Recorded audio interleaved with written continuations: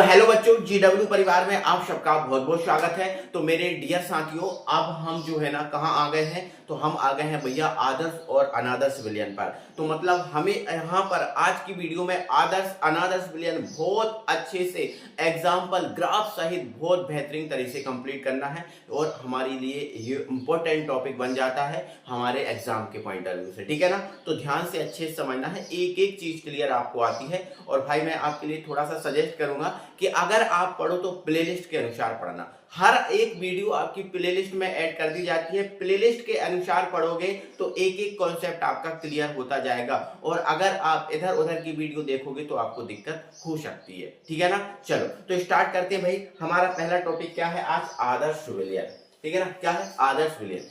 अब आदर्श विलयन क्या होता है और एक होता है अनादर्श विलयन भी होता है, एक अनादर्श विलयन भी होता है, पहले आदर्श फिर अनादर्श। तो देखो, एक होता है अच्छा बच्चा और एक होता है खराब बच्चा। अब अच्छा बच्चा किसे कहते हो आप? बोलो, अच्छा बच्चा किसे कहते हो? आप बोलोगे सर जो नियम का पालन करे, नियम से चले उसे अच्छा कहेंगे, और जो नियम का पालन ना करे, नियम से ना चले उसे हम खराब कहेंगे। बहुत बढ़िया, बहुत बढ़िया। तो भाई ये जो विलयन है ये भी ऐसे ही बनते हैं। अगर नियम से चल रहे हैं तो आदर्श और नियम से नहीं चल रहे तो अनादर्श। लेकिन नियम कौन सा? तो भाई यहां पर हमने पिछली वीडियो में राउल्ट नियम पढ़ा था ना, राउल्ट नियम है। तो जो राउल्ट नियम का पालन करके बनेंगे उन्हें हम आदर्श कह देंगे, और जो राउल्ट नियम का पालन नहीं करेंगे उन्हें हम अनादर्श कह देंगे। सिंपल सा हुआ। देखो मैंने क्या लिखा, ऐसे विलयन जो सभी तापों और सभी सांद्रताओं पर, भाई ताप कोई सा भी हो फर्क नहीं पड़ता, सांद्रता कोई सा भी हो फर्क नहीं पड़ता, जितनी भी सांद्रताएं हैं सभी, जितने भी ताप हैं सभी, ऐसे विलयन जो सभी तापों और सभी सांद्रताओं पर राउल्ट नियम का पालन करें। किसका पालन करें भाई? राउल्ट नियम का पालन करें, मतलब नियम से चलें, ठीक है, आदर्श विलयन कहलाते हैं। अब अगली बात इंपॉर्टेंट यहां पर यह है कि जब ये आदर्श विलयन बनते हैं ना तो इनके बनने में एंथैल्पी और आयतन में कोई परिवर्तन नहीं होता। अब सर हम एंथैल्पी नहीं जानते क्या होता है? बिल्कुल बिल्कुल टेंशन मत लो। अब एंथैल्पी और आयतन में कोई परिवर्तन नहीं होता, इसका मतलब क्या है वो भी समझाऊंगा। आयतन में परिवर्तन क्या है इसका मतलब क्या है वो भी समझाऊंगा। देखो, एंथैल्पी ऊष्मा होती है। एंथैल्पी क्या है? एक प्रकार की ऊष्मा है, ठीक है ना। क्या है? ऊष्मा। तो देखो हमें जिस ऊष्मा क्या है आपको पता है, गर्माहट महसूस करने, ठंडा, जैसे हमने हाथ को पकड़ा, बताओ गर्म है या ठंडा, तो आप बोलोगे सर ठंडा है या गर्म है, तो ये ऊष्मा है। ऊष्मा क्या है? एक ताप है ना। ऊष्मा क्या है? एक ताप है ना। तो जो ऊष्मा है उसको ही हम एंथैल्पी कहते हैं। लेकिन यहाँ पर ये बोला है इनके बनने में एंथैल्पी और आयतन में कोई परिवर्तन नहीं होता। अब देखो, अब ध्यान से समझना मेरी बात। अगर हम पानी में निरमा को डालें, वॉशिंग पाउडर जो कपड़े धोने का निरमा होता है, अगर पानी में हम वॉशिंग पाउडर मतलब निरमा को डालें तो आपने देखा होगा कि वो जो पानी है निरमा डालने के बाद हल्का सा गर्म हो जाता है। हल्का सा गर्म हो जाता है मतलब उसकी ऊष्मा में तो परिवर्तन हुआ। अब ऊष्मा में परिवर्तन हुआ मतलब एंथैल्पी में परिवर्तन हुआ। अब आगे सुनो, अगर हम पानी में ग्लूकोज डालें, पानी में हम क्या डालें? ग्लूकोज डालें, तो जो पानी है वो हल्का सा ठंडा हो जाएगा, मतलब उसकी भी ऊष्मा में परिवर्तन होगा। होगा कि नहीं? मतलब एंथैल्पी में परिवर्तन होगा। लेकिन कुछ विलयन ऐसे भी होते हैं जिनमें आपस में मिलाने पर उनकी ऊष्मा एंथैल्पी में कोई परिवर्तन ही नहीं होता, ना ही आयतन में परिवर्तन होता। अब आयतन में परिवर्तन कैसा? अब आपको पता है किसी पदार्थ द्वारा जो घेरा गया स्थान है वो आयतन होता है। वो क्या होता है? आयतन। जैसे मान के चलो ये हमारे पास दो पात्र है ना। अब ये बड़ा है पात्र, है ना, अब ये छोटा है पात्र, तो इसका आयतन ज्यादा होगा, इसका आयतन ज्यादा होगा, क्योंकि इसमें जो पदार्थ भरेंगे वो ज्यादा एरिया घेरेगा और इसमें जो पदार्थ भरेंगे वो कम एरिया घेरेगा। तो इसका घेरा गया स्थान आयतन होता है, तो इसका घेराव क्या है? ज्यादा है तो आयतन ज्यादा, इसका घेराव कम है तो आयतन कम है। आयतन में कैसा परिवर्तन होता है वो समझो, ध्यान से समझो। जैसे मान के चलो मेरे पास 1 लीटर जल है, और यदि इस 1 लीटर जल में मैं 1 लीटर दूध मिला दूं तो आयतन कितना होना चाहिए? आपको बोलोगे सर 2 लीटर का होना चाहिए, तो भाई 2 ही लीटर होगा, 2 से ज्यादा नहीं होगा, 2 से ज्यादा नहीं होगा। लेकिन अगर मैं 1 लीटर जल में 1 शैंपू मिला दूं, क्या मिला दूं भैया? 1 शैंपू, तो आप और अच्छे से उसको हिला डुला दूं, तो आप बोलोगे झाग तो सर ऊपर खिसक जाएगा इसका, मतलब आयतन को बढ़ा देगा। हाँ ऐसा ही होता है, आयतन बढ़ जाएगा, है ना, क्योंकि वो झाग कवर कर लेगा ना। आप देखो, अगर आप मेजर करोगे तो आपने भैया 1 लीटर जल में एक 5 ml की शैम्पू ही मिलाई है, लेकिन आयतन तो ज्यादा कवर हो जाएगा, 10 लीटर का आयतन कवर कर लेगा वो, समझ रहे हो आप। तो ये आयतन जो है ना ऐसे बढ़ता है घटता है, और बेसिक जो हमारे एग्जाम्पल है उनको भी हम समझेंगे अच्छे से ध्यान से, ठीक है ना। चलो आ जाओ, देखो अब इसकी शर्तों पे देख लो, शर्तों पे थोड़ी नजर मार लो। देखो अगर आदर्श विलयन है तो मैंने क्या बोला कि ये राउल्ट नियम का पालन करता है, तो अगर ये राउल्ट नियम का पालन करता है, अगर ये राउल्ट नियम का पालन करता है तो इसके लिए जो विलायक का वाष्पदाब होता है वो शुद्ध विलायक के वाष्पदाब और विलायक के मोल प्रभास के गुणनफल के बराबर होना चाहिए। आप बोलोगे हाँ सर बिल्कुल होना चाहिए, क्योंकि यही तो राउल्ट नियम है, हमने यही तो पढ़ा है। अगर हम विलायक के लिए देखें तो राउल्ट नियम यही है ना, बोलो है कि नहीं, हाँ बोलोगे आप है सर। तो अगर ये राउल्ट नियम का पालन करता है तो इस शर्त को भी फॉलो करना चाहिए, ठीक है। और अगर ये विलेय के लिए बात करूं तो भैया जो विलेय का वाष्पदाब होगा वो आपका शुद्ध विलेय के वाष्पदाब और विलेय के मोल प्रभास के गुणनफल के बराबर होगा। आप बोलोगे बिल्कुल सही बात है सर। चल दूसरी बात, अगर ये आदर्श विलयन है, अगर ये आदर्श विलयन है तो इसमें जो एंथैल्पी परिवर्तन है, एंथैल्पी परिवर्तन मतलब डेल एच, एंथैल्पी को हम डेल एच से व्यक्त करेंगे, ठीक है ना। और ये एंथैल्पी परिवर्तन कैसे बनेगा, जब दो विलयनों को दो अवयवों को आपस में मिलाएंगे, ठीक है। तो यहाँ पर हमने मिक्सिंग लिख दिया, ठीक है। तो इसमें जो एंथैल्पी परिवर्तन है वो है यार 0 होगा, कोई एंथैल्पी परिवर्तन होगा नहीं, एंथैल्पी परिवर्तन नहीं होता मतलब 0 होगा। 0 का मतलब कोई भी एंथैल्पी परिवर्तन नहीं, ठीक है। और इसी प्रकार अगर हम इसमें देखें तो भैया इसमें आयतन परिवर्तन भी नहीं होगा, आयतन परिवर्तन भी नहीं होगा। यहाँ पर MX मिक्सिंग लिख दिया, ठीक है, मिक्सचर है, ठीक है ना, ठीक है। तो इसमें आयतन परिवर्तन भी क्या होगा भैया 0 होगा, आयतन परिवर्तन भी क्या होगा 0 होगा, क्योंकि भाई इसमें तो एंथैल्पी और आयतन में परिवर्तन होते ही नहीं है, तो ना तो एंथैल्पी परिवर्तित होगी और ना ही आयतन परिवर्तित होगा। मुझे उम्मीद है आपको यह समझ में आ गई होंगी बातें। अगला एक और पॉइंट आपको ध्यान से समझना है, ये बहुत अच्छे से समझना बेटा, बहुत अच्छे से। तो देखो इसमें क्या लिखा है मैंने, ए आकर्षण मतलब ए के मध्य जो आकर्षण है वो बी के जो आकर्षण और ए के आकर्षण के बराबर होता है।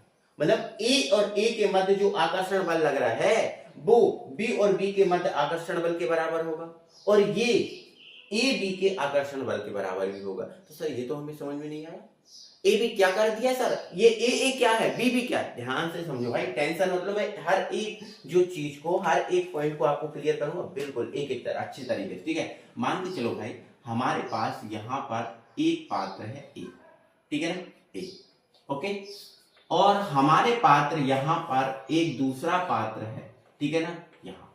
अब देखो इसमें कोई विलायक भरा है, मान लेते हैं इसमें कोई क्या भरा हुआ, एक विलयन भरा है, एक क्या है विलयन भरा है और इसका नाम है ए, ठीक है ना। और ये जो है इसमें भी एक कोई पदार्थ भरा है जिसका नाम है बी, ठीक है। अब इसमें ध्यान रखना ए ही है, केवल जो पदार्थ है वो एक ही है, और इसमें भी जो पदार्थ है वो एक ही है, इसका नाम हमने ए रख दिया और इसका नाम हमने बी रख दिया। मान के चलो इसके अंदर जो जल भरा है जो विलायक का काम कर रहा है, किसका काम कर रहा है, विलायक का, तो मान लिया ए है। अब इसके अंदर जो भी भरा है वो केवल विलेय है, विलेय का काम कर रहा है, तो मान लिया बी है।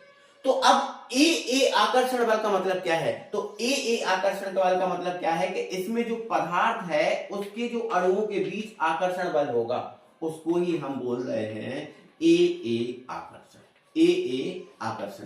इसके पदार्थों, केवल इसके पदार्थों के, केवल इस पदार्थ के कणों के बीच जो बल लग रहा है वही है आपका ए आकर्षण बल, ठीक है ना। और मान लो हमारे पास इसमें पदार्थ भी डाला हुआ है, तो इसके पदार्थों के कणों के बीच जो बल लगेगा उसको हम बोल रहे हैं बी आकर्षण। क्या बोल रहे हैं, बी आकर्षण। तो अब तो समझ गए ये ए आकर्षण क्या है, बी आकर्षण क्या है। तो कोई हमारे पास इसमें एक विलयन है ए, उसके कणों के बीच जो बल लग रहा है वो ए आकर्षण, इसमें कोई विलयन है बी, उसके कणों के बीच जो बल लग रहा है वो आपका बी आकर्षण। क्लियर है भाई, ठीक है। अब क्या किया, ये मान लो विलायक है, ये मान लो विलेय है। अगर हम इन दोनों को आपस में मिलाया तो हमारे पास एक नया विलयन प्राप्त हुआ, नया विलयन प्राप्त हुआ। अब इस विलयन के अंदर ए भी है और बी भी है, ए भी है और बी भी है। तो हमारे पास अगर ए के बीच कोई बल लगेगा तो वो ए आकर्षण होगा, और बी के कणों के बीच कोई बल लगेगा तो बी आकर्षण होगा। लेकिन भैया एक हमारे पास यहाँ नया भी तो आकर्षण बल उत्पन्न होगा जो ए और बी के बीच लगेगा, क्योंकि हमने तो अब इनको मिला दिया। तो जब ए का बी के कणों के साथ, ए के कणों का बी के कणों के साथ कोई बल लग रहा है तो उसको हम बोलते हैं ए बी आकर्षण बल, ए बी आकर्षण बल। क्लियर है भाई, है ना? तो समझ गए ए आकर्षण क्या है, बी आकर्षण क्या है और ए बी आकर्षण क्या है, समझ गए? तो आदर्श विलयन के लिए ये शर्त होती है कि ए मतलब ए के कणों के मध्य जो आकर्षण बल लगेगा वो बी के कणों के मध्य आकर्षण बल के बराबर होगा, और वही ए बी के आकर्षण कणों के बराबर ए बी के आकर्षण बल के बराबर भी होगा। अगर ये तीनों बराबर आ रहे हैं तो ही वो आदर्श विलयन होगा, वरना वो आदर्श विलयन नहीं होगा। ठीक है सर, ये बात भी हम बहुत अच्छे समझ गए।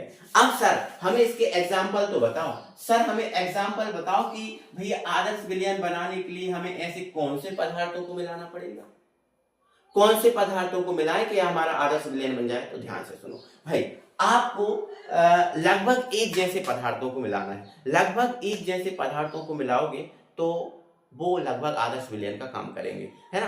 क्योंकि ये जो एग्जाम्पल है वो आपके जो एग्जाम में ऑब्जेक्ट फॉर्म में आते हैं, तो याद भी तो रखना है। तो आपको ऐसे याद रखना है कि लगभग एक जैसे पदार्थों को मिलाएंगे तो हमारा क्या बन जाएगा, आदर्श विलयन बन जाएगा। क्या बन जाएगा बेटा, आदर्श विलयन हमारा बन जाएगा। तो देखो ये इसके उदाहरण रहे, जैसे आप एन हेक्सेन, एन का मतलब क्या होता है आपको पता है, नॉर्मल होता है। अगर आप एन हेक्सेन में एन हेप्टेन मिला दो, अब देखो हेक्सेन और हेप्टेन एक ही जाति के हैं, लगभग छोटे बड़े का अंतर है, ये छोटा है ये बड़ा है, एक ही जाति के हैं लगभग, ये ऑर्गेनिक पदार्थ है ना, बिल्कुल, है ना? अब यहाँ मेथेनॉल एथेनॉल ये भी एक ही जाति के है ना, बेंजीन टालुइन ये भी एक ही जाति के हैं। लगभग समान चीजों को या समान पदार्थों को आपस में मिलाओगे तो आपका आदर्श विलयन बनेगा, है ना? जब इसको इसमें मिलाओगे तो ना तो इसकी एंथैल्पी में परिवर्तन होगा, ना तो इसके आयतन में परिवर्तन होगा, और ये सभी कंडीशन को फॉलो करेगा, सभी कंडीशन को फॉलो करेगा। क्लियर है बात? ठीक है ना? तो ये methanol ethanol benzene toluene, clear हो गई बात? अब देखो आपने आदर्श विलयन पूरा समझ लिया, इसकी शर्तें समझ ली, है ना? आपने इसके एग्जाम्पल समझ लिए, एग्जाम्पल इंपॉर्टेंट है। अब आपका आया ग्राफ, अब हम क्या बनाएंगे इसका ग्राफ। तो ग्राफ समझेंगे अच्छे से, हम ग्राफ बनाएंगे, और आपको सबको पता है ग्राफ दो अक्षों पर बनता है, एक होता है एक्स और एक होता है वाई, ठीक है ना? तो हम भी यहाँ पर दो ही अक्ष लेंगे, कोई नई बात यहाँ पर नहीं करेंगे। ये हमारे लिए एक्स अक्ष है और ये हमारे लिए वाई अक्ष है। अब यहाँ ध्यान से थोड़ा सा समझना है आपको अच्छे से, ठीक है ना? इस अक्ष पर हमने मूल अंश लिया और इस अक्ष पर हमने लिया वाष्प दाब, है ना? तो मूल अंश क्या होता है आप बोलोगे x होता है, और वाष्प दाब क्या होता है आप बोलोगे सर p होता है, ठीक है ना? चलो अब भैया अब ध्यान से समझना, हम ये किसका ग्राफ बना रहे हैं, आदर्श विलयन का। और आदर्श विलयन किसके नियम का पालन करता है आप बोलोगे सर राउल्ट नियम का पालन करता है। अब यहाँ ध्यान से मानना मेरी बात, है ना? अब राउल्ट नियम क्या होता है आप बोलोगे सर राउल्ट नियम होता है ना, पी ए बराबर P not A dot X A. ये तो सर विलायक के लिए होता है, हाँ होता है ना? और अगर मैं विलय के लिए बात करूं, अगर मैं विलय के लिए बात करूं तो ये होता है पी बी बराबर P not B dot X B. आप बोलोगे हाँ सर, है ना? ठीक है। अब मेरे भाई यहाँ पर ध्यान से मेरी बात सुनना, अगर मैं यहाँ पर एक्स ए बराबर एक रख दूं, एक्स ए बराबर कितना रख दूं, एक रख दूं, तो बताओ अगर मैं इस फॉर्मूले में x से बराबर एक रख दूं, अगर मैं यहाँ पर x से बराबर एक रख दूं तो ये तो हट ही जाएगा, इसका मान तो एक हो जाएगा। तो बताओ जो PA है वो आपका P नॉट A के बराबर हो जाएगा। आप बोलोगे हाँ सर हो जाएगा। मतलब अगर मैं x से बराबर एक रखूं तो जो आपका विलायक का वाष्प दाब है वो शुद्ध विलायक के वाष्प दाब के बराबर हो जाएगा। बोलोगे हाँ सर हो जाएगा। तो मान लेते हैं ये यहाँ पर ये वाष्प दाब वाली लाइन है, तो मान के चलते हैं इस पॉइंट पर जो विलायक का वाष्प दाब है वो शुद्ध विलायक के वाष्प दाब के बराबर हो गया, जो आपका क्या है, जो आपका है P नॉट A। क्लियर है? आप बोलोगे हाँ सर, ठीक है। अब एक और बात बताओ, अगर मैंने x से बराबर एक रखा है, अगर x से बराबर एक रखा है तो शुद्ध विलायक के लिए बात हो गई। x से बराबर एक कब होता है मैंने आपको बताया था, अगर आपने पढ़ा है तो पिछली वीडियो में ही बताया था। x से बराबर एक कब होता है? आप बोलोगे सर शुद्ध विलायक के लिए x से बराबर एक होता है। तो शुद्ध विलायक में विलय होगा नहीं होगा, शुद्ध विलायक में विलय नहीं होगा। अब शुद्ध विलायक में विलय नहीं होगा मतलब यहाँ पर भैया x भी बराबर आपका 0 हो जाएगा। एक्स भी बराबर क्या हो जाएगा, 0 हो जाएगा। जब x से 1 है तो x भी बराबर 0 तो होना ही है, क्योंकि हमने तो भाई पढ़ के रखा है। हमने क्या पढ़ के रखा है भैया, x से प्लस x भी बराबर 1 होता है। अगर इसका मान 0 रखोगे तभी तो ये 1 आएगा, ठीक है। चलो ये बात हो गई है ना। अब आगे सुनो, अगर देखो, अब एक बात और मेरी ध्यान से समझना है आपको बहुत अच्छे से। यहाँ पर थोड़ा सा इसको छोटा करता हूँ, ठीक है। अब इस कंडीशन पे जा रहा हूँ। अभी मैंने इस पॉइंट पे बात की थी, अब मैं यहाँ पर थोड़ा सा, अभी मैंने किसके लिए बात की थी, बिलाई के लिए बात की थी। अब मैं थोड़ा सा बिलाई के लिए बात कर लेता हूँ, ठीक है ना। तो ऐसी एक ये जो ग्राफ लाइन है वो मैं यहाँ बना ले रहा हूँ, कोई दिक्कत नहीं है। मतलब इसका यही है कि ये और ये इक्वल ही है, कोई दिक्कत नहीं है, ठीक है ना। चलो अब थोड़ा सा बिलाई के लिए बात करता हूँ, है ना। अब अगर बिलाई के लिए अगर मैं एक्स भी बराबर 1 रख दूं, एक्स भी बराबर बेटा कितना रख दूं, बोलोगे 1 रख दो सर। तो एक्स भी बराबर जब 1 रखूंगा तो एक्स से कितना होगा, आप बोलोगे सर 0 होगा। बिल्कुल यार सही बात है। अगर मैं एक्स भी 1 रख दूं तो इसका मान 0 रखना पड़ेगा, तब तो 1 के बराबर होगा। या फिर मैं यूं समझूं कि अगर मैं इसका मान 0 कर दूं तो एक्स भी कितना आ जाएगा, 1 हो जाएगा। आप बोलोगे हाँ सर, ठीक है। तो अगर मैं एक्स भी बराबर 1 रख दूं तो ये आपका हट जाएगा और पी भी बराबर क्या हो जाएगा, पी नॉट बी। मतलब जो विलेय का वाष्पदाब है वो शुद्ध विलेय के वाष्पदाब के बराबर हो जाएगा। बोलोगे हाँ सर हो जाएगा, कोई दिक्कत नहीं है। तो मान लेते हैं इस स्थिति में जो विलेय का वाष्पदाब है वो ये है यहाँ पर, ठीक है, ये है, ठीक है। ये आपका क्या है, पी नॉट बी। क्लियर है। अब आगे समझा। अब ये बात तो हम समझ गए, ये बात तो सर हम समझ गए। अब आगे समझाओ थोड़ा सा। देखो अब भैया यहाँ पर हमारे पास शुद्ध विलायक है, हमारे पास यहाँ शुद्ध विलायक है, ठीक है। और शुद्ध विलायक का वाष्पदाब ये है। अगर मैं इस शुद्ध विलायक में कोई विलेय मिलाता जाऊं, अगर शुद्ध विलायक में कोई विलेय मिलाऊंगा तो विलेय मिलाऊंगा मतलब कुछ कण मिलाऊंगा, ठीक है। विलेय मिला रहा हूं मतलब कुछ विलेय के कणों को मिलाऊं, तो इसका जो मूल अंश है वो आपका इधर को बढ़ेगा, है ना। अब आप यदि विलेय मिला रहे हो तो ये चीज यहाँ बढ़ेगी। और अगर आप विलेय मिलाते हो तो आपने पिछली वीडियो में लाया था कि अगर कोई शुद्ध विलायक में विलेय मिला दिया जाए तो उसका वाष्पदाब कम हो जाता है। बोलो, कम हो जाता है। तो धीरे धीरे इसका वाष्पदाब कम होगा और धीरे धीरे जब इसका वाष्पदाब कम होगा बहुत ज्यादा जब विलेय मिला दोगे, जब विलेय बहुत ज्यादा मिला दोगे तो विलेय का मान कितना हो जाएगा, 1, और विलायक का मान कितना हो जाएगा, 0 के बराबर, है ना। विलायक का मान कितने बराबर हो जाएगा भैया, 0 के बराबर हो जाएगा। तो ये जो वाष्पदाब है कम होता जाएगा और अंत में यहाँ पर इसको पकड़ लेगा। अब इस स्थिति में विलेय बहुत ज्यादा है और विलायक है बहुत कम, मतलब नगण्य, 0 के बराबर, तो वाष्पदाब कम होगा। और आपको सबको पता है कि आपने भैया विलेय बढ़ाया और विलेय मिलाया, तो विलेय की मात्रा आपने जब बढ़ाओगे, जब विलेय बढ़ाओगे तो वाष्पदाब क्या होगा, कम होगा। और वाष्पदाब कम होगा तो ये लाइन यहाँ टच कर जाएगी। आप समझ रहे हो, मुझे उम्मीद है आप समझ पाए होंगे, ठीक है ना। ऐसी यहाँ पर बात करो, ऐसी यहाँ पर बात, देखो यहाँ से बात कर ली, अब यहाँ से बात करो। अगर आपका एक्स ए का मान कितना है, 0, एक्स भी कितना है, 1 है, मतलब आपके पास विलेय बहुत ज्यादा है और विलायक जो है बहुत कम है। और यहाँ पर इस स्थिति में इसका वाष्पदाब ये है। अब लेकिन यहाँ पर, यहाँ से मैं यहाँ की ओर जाऊं तो अगर मैं इसमें विलायक मिलाऊं, क्या मिलाऊं, विलायक, तो जैसे जैसे मैं विलायक मिलाऊंगा, जैसे जैसे विलायक मिलाऊंगा, अब विलेय में मिला रहा हूं तो इसका वाष्पदाब जो विलेय है, इसका जो वाष्पदाब है क्या होगा, वो घटेगा और वो घटेगा और एक समय ऐसा आएगा कि इसको टच कर जाएगा। बोलोगे हाँ सर, लेकिन सर बहुत अच्छे समझ में नहीं आया, एक बार ध्यान से सिर्फ समझो। देखो यहां पर मैं बोल रहा था अगर जब x ही बराबर 1 है, अब x ही बराबर 1 है तो आपको पता है विलायक का वाष्पदाब शुद्ध विलायक के वाष्पदाब के बराबर होता है। तो मैंने मान लिया ये वाष्पदाब वाली लाइन है, मान लिया मैंने इस पॉइंट पर जो विलायक का वाष्पदाब है वो शुद्ध विलायक के वाष्पदाब के बराबर है जब x ही बराबर कितना है, 1, ठीक है। इस पॉइंट अब x ही बराबर 1 है तो x ही बराबर 0 तो है निश्चित है, हो गई होगा, कोई दिक्कत ही नहीं, ठीक है। अब मैंने यहाँ पर इस लाइन पे बात की, ये भी वाष्पदाब वाली लाइन है ना। ये मैं यहाँ पर विलायक के लिए बात कर रहा था, यहाँ पर मैं विलेय के लिए बात कर रहा हूँ। तो विलेय के लिए बात कर रहा हूँ तो यदि x भी बराबर 1 है तो जो विलेय का वाष्पदाब है वो शुद्ध विलेय के वाष्पदाब के बराबर होगा। और मान लिया मैंने इस पॉइंट पर जो विलेय का वाष्पदाब है वो शुद्ध विलेय के वाष्पदाब के बराबर हो रहा है, जिसको मैंने P नॉट B से व्यक्त कर दिया। अब आगे मैं आपसे ये कह रहा हूं, ये आपका शुद्ध विलायक है, क्योंकि x बराबर एक शुद्ध विलायक के लिए होता है और x भी बराबर एक शुद्ध विलेय के लिए होता है। तो अगर ये शुद्ध विलायक है तो अगर मैं यहां से यहां की ओर जा रहा हूं, मतलब मैं क्या कर रहा हूं, x a यहां से यहां की ओर जा रहा हूं, तो मतलब मैं क्या कर रहा हूं भैया कि जो आपका शुद्ध विलायक है उसमें मैं विलेय मिला रहा हूं। शुद्ध विलायक में क्या कर रहा हूं, विलेय मिला रहा हूं। तो आपको पता है शुद्ध विलायक का वाष्प दाब सबसे ज्यादा होता है। अब शुद्ध विलायक में जैसे ही आप विलेय मिलाओगे तो वाष्प दाब कम होता जाएगा, और जब वाष्प दाब कम होता जाएगा तो भैया ये कम ही तो हो रहा है वाष्प दाब। देखो इस पॉइंट पे वाष्प दाब अलग है, इस पॉइंट पे देखो यहां आ गया, इस पॉइंट पे देखो यहां आ गया, इस पॉइंट पे यहां वाष्प दाब कम हो। अब ये बढ़ रहा है, लेकिन तो भाई आप मोल अंश आप विलेय बढ़ा ही रहे हो, विलेय आप बढ़ा रहे हो तो ये तो बढ़ेगा, लेकिन वाष्प दाब क्या होगा, घटेगा।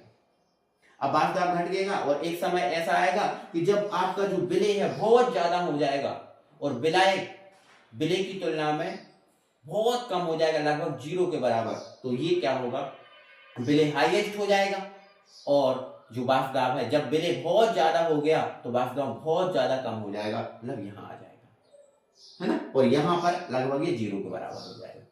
ठीक है ना। अब ऐसे ही हमने यहां पर बात की, विलेय के लिए बात की। अगर आपका विलेय बहुत ज्यादा है, विलेय आपका बहुत ज्यादा है और विलायक आपका बहुत कम है, तो यहां पर वाष्प दाब तो ये है। अब अगर मैं इस विलेय में विलायक मिलाऊं तो जो विलेय का वाष्प दाब है वो घटता जाएगा, और जब विलेय का वाष्प दाब घटता जाएगा और एक समय ऐसा आएगा कि इसको टच कर देगा। ये है लाइन, ठीक है ना। तो ये जो है लाइन वो किसके लिए है, आप बोलोगे सर विलायक के लिए है, मतलब P1 बराबर P0A डॉट XA के बराबर है, और ये लाइन किसके लिए है, आप बोलोगे सर PB बराबर P0B डॉट XB के बराबर है, आप बोलोगे हाँ, ठीक है ना। और ये इन दोनों को मिलाऊंगा तो ये PA ये कुल वाष्प दाब को प्रदर्शित करेगा, तो कुल वाष्प दाब जो है वो किसके बराबर हो जाएगा, P0A प्लस P0B के बराबर, है ना। ये आपका क्या रहा, ग्राफ रहा, ये आपका ग्राफ रहा, है ना। ये वाष्प दाब है, ये भी वाष्प दाब वाली लाइन, ये मोल अंश वाली लाइन। मुझे उम्मीद है सबको समझ में आ तो गया होगा भाई, है ना, आ तो गया होगा समझ में, ठीक है। तो ये आदर्श विलयन होता है हमारा कंप्लीट। अब कहाँ चलेंगे सर, तो अब हम चलेंगे अनादर्श विलयन पे। बिल्कुल सेम है यार, हमें कुछ नहीं चेंज करना। देखो मैं कितना चेंज करूंगा आपको पूरा समझाऊंगा। देखो आप देखो हमारा ये दूसरा विलयन है अनादर्श विलयन, बहुत बिल्कुल सेम है, कोई विशेष अंतर नहीं है। अब देखो यार, ऐसे विलयन जो सभी तापों सभी सांद्रताओं पर राउल्ट नियम का पालन नहीं करते, वो करते थे, ये नहीं करते, ठीक है, अनादर्श विलयन कहलाते हैं, ठीक है बात, है ना। इनके बनने में एंथैल्पी और आयतन में परिवर्तन होता है, उसमें नहीं हो रहा था, इसमें होता है, उसमें नहीं हो रहा था, इसमें होता है, खत्म करो। चलो अब शर्तें, तो देखो हमने ये आदर्श विलयन की शर्तें हैं। हमने देखा था कि आदर्श विलयन के लिए जो विलायक का वाष्प दाब है वो शुद्ध विलायक के वाष्प दाब और विलायक के मोल प्रवाह के गुणनफल के बराबर होता है। लेकिन अगर ये अनादर्श में बात करें तो ये बराबर नहीं होता। ऐसा विलेय के लिए भी नहीं होता, इसमें भी जो विलेय का वाष्प दाब है वो शुद्ध विलेय के वाष्प दाब और विलेय के मोल प्रवाह के गुणनफल के बराबर नहीं होगा, ये नहीं का साइन। अब इसमें एंथैल्पी 0 के बराबर होती है, इसमें एंथैल्पी 0 के बराबर होती है, मतलब आदर्श के लिए एंथैल्पी परिवर्तन नहीं होता, इसमें भी आयतन में भी परिवर्तन नहीं होता। लेकिन भाई यहाँ एंथैल्पी में भी परिवर्तन होगा और आयतन में भी परिवर्तन होगा, सारी चीजें होंगी भाई। अनादर्श इसीलिए तो कह रहे हैं कि नियम का पालन नहीं कर रहा, इसीलिए तो ये अनादर्श बन रहा है। अगर नियम का पालन करता फिर तो आदर्श बन जाता। तो 0, अब एंथैल्पी में परिवर्तन होता है, मतलब ये 0 के बराबर नहीं होगा, 0 से या तो ज्यादा होगा या तो कम होगा, लेकिन 0 के बराबर नहीं होगा, क्योंकि इसमें तो एंथैल्पी में परिवर्तन होता है। अब परिवर्तन किसे कहते हैं, तो सर परिवर्तन वृद्धि को भी कहते हैं, कमी को भी कहते हैं। तो कमी भी हो सकती है और वृद्धि भी हो सकती है, दोनों बातें हो सकती है, एंथैल्पी में परिवर्तन होगा। अच्छा सर ए के मध्य जो आकर्षण है वो क्या बराबर होगा, नहीं, ए के मध्य जो आकर्षण है वो बी के आकर्षण बल के बराबर नहीं होगा, और जो बी के बीच आकर्षण है और वो ए के आकर्षण बल के बराबर भी नहीं होगा। मतलब कोई भी आकर्षण बल यहाँ पर बराबर नहीं होगा, कोई भी आकर्षण बल यहाँ पर बराबर नहीं होगा। क्लियर है। चलो अब ये भी बात हो गई सर, ये भी हम समझ गए। अब एन हेक्सेन, अब एग्जाम्पल की बात करो तो भाई आप अगर ये जो आपको जितने भी पदार्थ दिए हैं, अगर इसमें आप अम्ल या फिर कोई जल मिला दो तो वो आपके किसके उदाहरण बन जाएंगे? आप बोलोगे सर ये अनादर्श विलयन के उदाहरण बन जाएंगे, है ना। या तो आप अम्ल मिला दो या तो जल मिला दो, ठीक है, कोई परेशानी नहीं है। जैसे मान के चलो हमारे पास एन हेक्सेनी है, अगर हमने इसमें जल मिला दिया तो ये अनादर्श का उदाहरण बन जाएगा। ऐसा ये है, इसमें हमने क्या कर दिया? जल मिला दिया, तो ये भी आपका अनादर्श का विलयन बन जाएगा। अब आपको जल नहीं मिलाना कोई दिक्कत नहीं है, जल नहीं मिलाना कोई दिक्कत नहीं है, आप HCl मिला दो, है ना, कोई भी अम्ल मिला दो आपका, तो भी अनादर्श का विलयन बन जाएगा। तो अगर आदर्श के जो पदार्थ हैं उन प्रत्येक पदार्थों में जल या फिर HCl मिला दिया जाए तो अनादर्श विलयन बन जाएगा। अब देखो यहाँ NH है, अब यहाँ N हेक्टेन था, उसमें भी जल मिला दे तो अनादर्श बन जाएगा। जैसे यहाँ मेथिनॉल में जल मिलाया, एथिनॉल में जल मिलाए थे तो भी वो अनादर्श का बनता। बेंजीन में आपने HCl मिलाया, कोई H2SO4 मिला सकते हो, एस्टिक अम्ल मिला सकते हो, तो वो अनादर्श के उदाहरण बन जाएंगे। ये आपको तरीका है याद रखने का, ये तरीके से आपको याद रखना है, ठीक है ना। चलो अब सर ग्राफ का ऐसे ही बनेगा। तो भाई अनादर्श जो विलयन है इसके ग्राफ अलग अलग टाइप की बनती है। अच्छा सर ऐसा क्यों होता है? तो मेरे भाई आपको थोड़ा सा ध्यान रखना है यहाँ पर, है ना, मेरी बात थोड़ा सा ध्यान रख। अगर देखो पहले तो इसका स्क्रीनशॉट लो, पहले इसका जल्दी से स्क्रीनशॉट लो। मैं थोड़ी सी और चीजें हैं उनको समझाता हूँ और फिर आगे बढ़ाता हूँ। ले लिया? चलो अब मेरे भाई थोड़ा सा आप अपनी कॉपी में हेडिंग डालो। अनादर्श विलयन दो प्रकार का होता है। क्या बोला मैंने? जो अनादर्श विलयन है वो दो प्रकार का होता है। कौन कौन सा? तो देखो अनादर्श विलयन में मैंने एक बात कही थी, इसमें एंथैल्पी और आयतन में परिवर्तन होता है। आप बोलोगे हाँ सर बोली थी आपने। अब परिवर्तन भाई हम वृद्धि को भी कहते हैं और परिवर्तन हम कमी को भी कहते हैं। हाँ सर ये भी बात सही है। कमी हो, जैसे मान के चलो आज मेरे पास 100 रुपए है, कल 110 हो जाए, बताओ परिवर्तन हुआ? आप बोलोगे हाँ सर। कल 90 हो जाए, आप बोलोगे सर परिवर्तन हुआ? हाँ सर हुआ। कमी हो या वृद्धि परिवर्तन होता है। तो भाई अनादर्श विलयन राउल्ट नियम का पालन नहीं करता, इसमें एंथैल्पी और आयतन में परिवर्तन होता है, तो परिवर्तन में वृद्धि भी हो सकती है, कमी भी हो सकती है। तो जब वृद्धि होगी तो उसे हम कहेंगे धनात्मक अनादर्श विलयन, और जब कमी होगी तो उसे कहेंगे हम ऋणात्मक अनादर्श विलयन। तो आप कॉपी में ये लिखो कि अनादर्श विलयन दो प्रकार का होता है। अनादर्श विलयन दो प्रकार का होता है, पहला धनात्मक अनादर्श विलयन और दूसरा ऋणात्मक अनादर्श विलयन। दो हो गए, ठीक है। अब हम आपको धनात्मक पढ़ाते हैं, है ना, क्योंकि देखो है चीजें सब सेम ही, अलग कुछ नहीं है। तो मैं सोच रहा हूं इसमें ही आपको समझा दूं, आपके लिए और अच्छा रहेगा, ठीक है। तो पहली जो आपके आदर्श विलयन के प्रकार हैं उसके दो हैं। पहला आपका कौन सा है? तो पहला है भैया आपका धनात्मक अनादर्श विलयन। ये लिख दिया मैंने, धनात्मक अनादर्श विलयन। आप भी हेडिंग डालो, धनात्मक अनादर्श विलयन। अब क्या होता है सर सुनो। तो ऐसे विलयन जो सभी तापों ऐसे विलयन जो सभी तापों पर सभी सांद्रताओं पर राउल्ट नियम का पालन नहीं करते, ठीक है ना। यहाँ पर इतना लिखना, नहीं करते व अब यहाँ लिखना बा, इसके बाद क्या लिखना? बा, नहीं करते व इनके बनने में एंथैल्पी व आयतन में अब परिवर्तन नहीं होगा, परिवर्तन में क्या होगी? वृद्धि। इनके बनने में एंथैल्पी और आयतन में वृद्धि होती है। क्या होती है? वृद्धि होती है, ठीक है। क्या लिखा मैंने? ऐसे विलयन जो सभी तापों सभी सांद्रताओं पर राउल्ट नियम का पालन नहीं करते व इनके बनने में एंथैल्पी और आयतन में क्या होती है? वृद्धि होती है, वृद्धि होती है। अब वृद्धि होती है तो वो कहलाएंगे आपके, वृद्धि होती है उन्हें कहेंगे अपन धनात्मक अनादर्श विलयन, ठीक है। अब मैंने शॉर्ट में लिख दिया, ठीक है, धनात्मक अनादर्श विलयन कहते हैं, आप अच्छे से लिख लेना, ठीक है सर। अब इसकी शर्तें क्या होंगी सर? शर्तें क्या होंगी? तो भैया इसकी शर्तों में थोड़ा सा ध्यान से समझना है, कोई दिक्कत नहीं है, कोई चीज हमें ऐसा नहीं है कि कठिन हो हमारे लिए, हम तो सरल बनाने के लिए हैं भैया, और सरल ही बनाएंगे, कोई दिक्कत नहीं है, ठीक है ना। अब यहाँ ध्यान समझ, ठीक है। देखो भाई शर्तों में ये है कि इसके लिए जो विलायक का वाष्पदाब है, किसका वाष्पदाब? जो विलायक का वाष्पदाब है वो शुद्ध विलायक के वाष्पदाब और विलायक के मोल प्रभास के गुणनफल से अधिक होगा। भैया वृद्धि हो रही ना, तो जो विलायक का वाष्पदाब है वो अधिक होगा इससे। और ऐसा ही अगर विलेय का वाष्पदाब है तो वो भी शुद्ध विलेय के वाष्पदाब और विलेय के मोल प्रवाह के गुणनफल से अधिक होगा। ये भी अधिक होगा, कम नहीं होगा, अधिक होगा। ठीक है। अब एंथैल्पी परिवर्तन, तो एंथैल्पी में यहां पर वृद्धि हो रही, इनके बनने में एंथैल्पी और आयतन में वृद्धि होती है। भैया यहां पर एंथैल्पी बढ़ेगी, आयतन भी बढ़ेगा। ठीक है। तो एंथैल्पी जो है ना वो आपकी कैसी होगी भैया, पॉजिटिव होगी, है ना। और जो आयतन है वो भी आपका कैसा होगा भैया, पॉजिटिव होगा। तो इसमें भैया एक बात याद रखनी है, इसमें एक बात याद रखनी है कि इसमें जो ए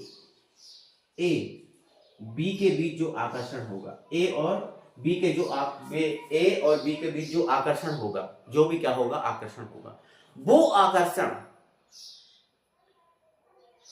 ए बी आकर्षण व ए आकर्षण से एक कम होगा। क्या होगा भैया, कम होगा। मतलब ये चीज जो है ना वो कम होगी और ये इनका जो आकर्षण है वो क्या होगा, ज्यादा। अच्छा सर, इससे क्या होगा, तो भाई आकर्षण कम होगा। आकर्षण कम होगा मतलब जब हमारे पास दो अवयव, एक पात्र है, इसमें दो अवयव है, एक है ए और एक है बी। एक विलायक का काम कर रहा है, एक विलेय का काम कर रहा है। अब जब इन विलायक और विलेय के बीच आकर्षण कम होगा तो वो उनके जो कण हैं वो स्वतंत्रता से गति कर सकते हैं। अब जब स्वतंत्रता से गति करेंगे तो स्वतंत्रता से टक्कर भी मारेंगे। बोलो भाई, टक्कर मारेंगे और टक्कर मारने से जो वाष्पदाब है वो भी ज्यादा होगा। बोलो होगा कि नहीं होगा। अब स्वतंत्र हैं तो वो ज्यादा जगह को घेरेंगे, ज्यादा जगह को घेरेंगे तो आयतन भैया ज्यादा हो जाएगा। अब ज्यादा जगह को घेरेंगे, इसके अलावा जब आकर्षण कम है तो इसके जो कण है वो तीव्रता से गति करेंगे, इनकी गतिज ऊर्जा भी तो ज्यादा होगी भैया। सोचो आप, जैसे मान के चलो किसी पात्र में हमने दो अवयव मिला दिए, एक विलायक है और एक विलेय। अगर हमने इनको आपस में मिला दिया, अगर ये स्वतंत्रता से गति कर रहे हैं मतलब गति बहुत ज्यादा होगी। जैसे मान के चलो मैं अकेला दौड़ूं, अच्छे से दौड़ूंगा और कोई मुझे पीछे से यहां से पकड़े, रुक रुक रुक रुक रुक रुक, तो भाई मुझे अवरुद्ध होगा, मैं धीरे धीरे दौड़ूंगा, मतलब मेरी गति में अवरोध है, कोई रोक रहा है मुझे, इसलिए मुझे रोक रोक के चलना पड़ेगा, है ना। तो ध्यान रखना, जब आकर्षण बल कम है तो गतिज ऊर्जा अपने आप ज्यादा होगी। जब गतिज ऊर्जा अपने आप ज्यादा होगी तो ऊष्मा तो अपने आप ज्यादा हो ही जाएगी। क्लियर है, ये सारी बातें क्लियर है, कोई परेशानी कोई दिक्कत नहीं, ठीक है ना। चलो अब उदाहरण, तो भैया अगर हम ऑर्गेनिक पदार्थ में, जैसे जितने भी हमने आदर्श विलयन में ऑर्गेनिक पदार्थ लिए थे, अगर हम उन ऑर्गेनिक पदार्थों में जल मिला दें, क्या मिला दें भैया, जल मिला दें, तो वो आपका धनात्मक अनादर्श का उदाहरण बन जाएगा। किसका बनेगा बेटा, धनात्मक अनादर्श का उदाहरण बनेगा जब हम इसमें जल मिला देंगे। तो क्या मिला देंगे, जल, ठीक है ना। चलो अब ग्राफ, तो ग्राफ सर ये तो ग्राफ आपका आदर्श का है, ये तो सर ग्राफ आदर्श विलयन का है सर, धनात्मक का बना। तो भाई धनात्मक में क्या, धनात्मक मतलब वृद्धि, धनात्मक में क्या हो रहा है, वृद्धि, तो वृद्धि हो रही है तो सब में वृद्धि कर दो, ये जो है इसमें वृद्धि कर दो। इसमें वृद्धि करने के लिए ये क्या करना पड़ेगा, आपको ज्यादा करना पड़ेगा, ये भी क्या करना पड़ेगा, ज्यादा करना पड़ेगा, और ये भी करना पड़ेगा ज्यादा। सर ये तो हो गई, लेकिन ग्राफ ऐसे ही बनेगा, नहीं थोड़ा सा अंतर होगा। जैसे वृद्धि करना है तो ये जो आपकी ग्राफ लाइन है, इस ग्राफ लाइन को थोड़ा सा उठा देना ऐसे, इस ग्राफ लाइन है इसको भी थोड़ा सा आप उठा देना ऐसे, और ये ग्राफ लाइन है इसको भी थोड़ा सा उठा देना ऐसे, बस ये धनात्मक का बन गया ग्राफ। मुझे उम्मीद है इतना तो समझ में आ गया। देखो अगर धनात्मक है तो ये थोड़ा सा उठ जाएगा, थोड़ा सा बढ़ जाएगा, आयतन सारी चीजें बढ़ जाएंगी ना, तो ये थोड़ी सी ये चीजें भी क्या होंगी, बढ़ जाएंगी। तो हमने इसको उठा हुआ दिखा दिया, ऐसे उठा हुआ दिखा। ओके क्लियर है, ठीक है। धनात्मक पूरा समझ गए, जल्दी से स्क्रीनशॉट ले लिया। अब ऋणात्मक को समझो, किसको, ऋणात्मक को। तो बस कुछ नहीं करना, धनात्मक की जगह क्या डाल लेना है, ऋणात्मक अनादर्श विलयन, ऋणात्मक अनादर्श विलयन। देखो आप ऋणात्मक अनादर्श विलयन, तो बस ऐसे विलयन जो सभी तापों सभी सांद्रताओं पर राउल्ट का पालन नहीं करते, वह इनके बनने में एंथैल्पी आयतन में वृद्धि नहीं, क्या वृद्धि नहीं, अब तो आप समझदार हो गए भैया, क्या कमी होती है ना, क्या होती है, कमी। उन्हें हम बोल देते हैं क्या, उन्हें हम बोल देते हैं भैया ऋणात्मक अनादर्श विलयन। अब शर्तें तो देखो भैया, अब यहाँ पर जो विलायक का वाष्पदाब है ज्यादा है, तो अब क्या हो जाएगा, आप बोलोगे सर कम हो जाएगा। ठीक है, कम हो जाएगा तो कम का साइन लगा दो। इसमें भी भैया किसका साइन लगा दो, आप बोलोगे सर कम का लगा देंगे, है ना। अब यहाँ वृद्धि नहीं होगी, कमी होगी तो नेगेटिव, यहाँ भी कमी होगी मतलब नेगेटिव। अच्छा, इसमें ये क्या कंडीशन जाएगी, इसमें जो दो कण है विलायक और विलेय के मध्य जो आकर्षण है वो विलेय विलेय आकर्षण और विलायक विलायक आकर्षण से ज्यादा होगा या कम, भैया यहाँ ज्यादा होगा। अब भैया आकर्षण ज्यादा होगा, अगर मान के चलो विलायक और विलेय के बीच जो आकर्षण है वो ज्यादा है, आकर्षण बल ज्यादा है, एक दूसरे को मजबूती से पकड़े। अब एक दूसरे को मजबूती से पकड़े हैं तो जो पात्र है उसकी सतह पे टक्कर भी कम मारेंगे, और टक्कर कम मारेंगे तो वाष्पदाब कम। और भाई एक दूसरे को मजबूती से पकड़ रहे हैं, एक दूसरे को भागने नहीं दे रहे, है ना, एक दूसरे से चिपके हुए हैं, तो आयतन भी क्या होगा, कम, क्योंकि कम जगह घेरेंगे। फिर वो एक दूसरे से चिपके हुए हैं, मजबूती से बने हुए हैं, तो वो कम जगह घेरेंगे, कम जगह घेरेंगे तो आयतन कम। और भाई जब आकर्षण ज्यादा है तो उनकी गतिज ऊर्जा कम होगी, और जब गतिज ऊर्जा कम होगी तो ऊष्मा कम निकलेगी, ऊष्मा कम निकलेगी, ऊष्मा मतलब ऋणात्मक हो जाएगी। चलिए एग्जाम्पल, तो भाई अगर हम इन चीजों में अम्ल मिला दें, इन चीजों में ही हम क्या मिला दें, अम्ल मिला दें, जैसे मान के चलो हमने इसमें मिला दिया HCl, तो अगर हम अम्ल मिलाएंगे ऑर्गेनिक पदार्थ में तो वो ऋणात्मक अनादर्श बन जाएगा। H2SO4 भी मिला सकते हैं, ठीक है, आप CH3COOH भी मिला सकते हैं, ये बन जाएगा। बहुत बढ़िया सर, बहुत बढ़िया, आपने एक ही चीज में पूरी चीजें क्लियर कर दी भाई। टॉपिक हमने आदर्श विलयन एक ही समझाया, उससे फिर सारी चीजें आपकी बनती चलेगी।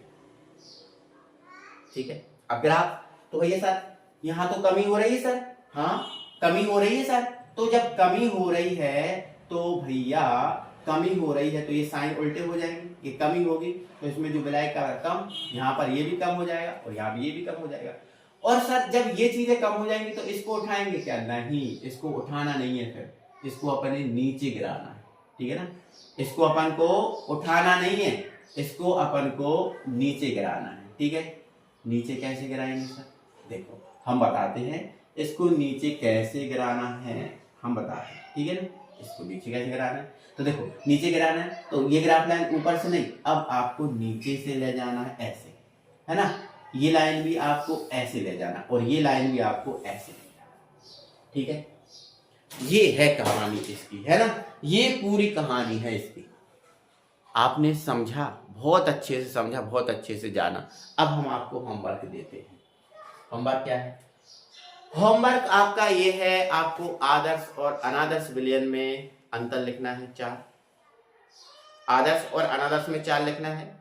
अगला आपको धनात्मक अनादर्श और ऋणात्मक अनादर्श में अंतर लिखना है 4। भाई लिख जरूर लेना, महा इंपॉर्टेंट है, लिख लोगे, महा इंपॉर्टेंट है, लिख लोगे। अब देखो अगर मैं धनात्मक और ऋणात्मक अनादर्श विलयन में अंतर बताऊं तो बस पहला तो अंतर यही लिख लेना, इनके बनने में एंथैल्पी और आयतन में, जैसे धनात्मक में लिख रहे हो तो वृद्धि होती है, और इसमें लिखना इसके बनने में एंथैल्पी और आयतन में कमी होती है, पहली सर। दूसरी, आप पहला पॉइंट हो गया। दूसरा, शब्दों में लिखना, मैं बोल रहा हूँ लिखो, इसके धनात्मक के लिए बोल रहा हूँ पहले, है ना, धनात्मक में ये चीज ज्यादा होती है तो इसमें लिखना दूसरा पॉइंट। इनके इसके लिए जो विलायक का वाष्पदाब है, इसके लिए विलायक का वाष्पदाब शुद्ध विलायक के वाष्पदाब और विलायक के मोल प्रभास के गुणनफल से अधिक होता है। इसके लिए विलायक का वाष्पदाब शुद्ध विलायक के वाष्पदाब और विलायक के मोल प्रभास के गुणनफल से अधिक होता है धनात्मक के लिए। ठीक है, और ये अधिक होता है, उसके बाद ये वाली शर्तें लिख देना, अधिक वाली, ये कम वाली है, अधिक वाली लिख देना। ठीक है, और जब ऋणात्मक में लिखो तो इसलिए लिखना, इसके लिए विलायक का वाष्पदाब शुद्ध विलायक के वाष्पदाब और विलायक के मोल प्रभास के गुणनफल से कम होता है, और ये दोनों शर्तें बताते हैं। 2 पॉइंट हो गए। तीसरा पॉइंट, आप पूरा का पूरा यही तीसरा पॉइंट लिख देना, धनात्मक में तो प्लस हो और ऋणात्मक में माइनस लिखना। और चौथा पॉइंट यही का यही पॉइंट लिख देना, चौथा पॉइंट यही का यही लिख देना, कोई बदलाव नहीं करना, या तो चाहो तो आप 4 पॉइंट तो यही बना लोगे, ऐसे ज्यों की त्यों भी लिख सकते हो, कोई फर्क नहीं पड़ता, है ना। तो ये आपको होमवर्क करना है, ठीक है ना, मुझे उम्मीद है आप कर पाओगे। और ये सारी चीजें, आज की जो वीडियो थी वो सारी चीजें आपको क्लियर हो गई होंगी भाई, ठीक है ना। चलो तो भाई आपको सब्सक्राइब करना है चैनल को, ज़्यादा से ज़्यादा शेयर भी करना है, सब्सक्राइब करना है, शेयर भी करना है ना। मिलते हैं फिर अगली वीडियो में, तब तक के लिए बाय बाय।